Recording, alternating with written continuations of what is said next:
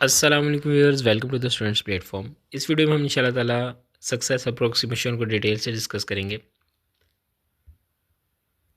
Introduction.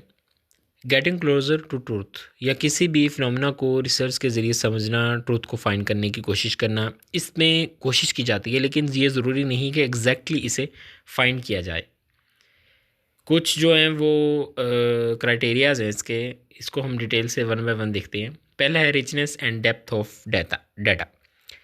एक चीज़ को deeply समझने के लिए बहुत डिटेल डाटा मिलता है इसके ज़रिए हमें। क्रेडिबिलिटी एंड ट्रस्टवर्थीनेस, इसके अंदर जो है रिसर्च जो होती है वो ऑनेस्ट, फेयर और बिलीवेबल फॉर्म में हमें मिलती है। Transferability, being able to apply research to other similar situations. Consistency and dependability, ऐसे रिजल्ट्स हासिल करना जो कंसिस्टेंट हों और उन पर रिलाई भी किया जा सके।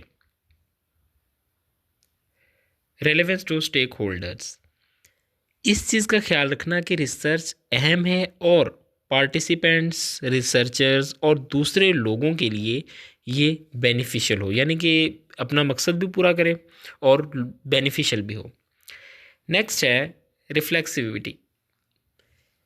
रिसर्चर को पता होना चाहिए कि इनके ज़रिए जो है इनके अपने जो हैं बाइसेस क्या हैं, रिसर्च के अंदर अपने कौन कौन इनके जो कंसर्न्स अपने हैं, बाइसेस हैं, वो क्या हैं और किस तरह रिसर्च को वो इफ़ेक्ट कर रहे हैं, ताकि उनसे अवॉइड करने की कोशिश की जाए या फिर उनको बाद में बीच में से एक्सक्लूड कर दिया जाए।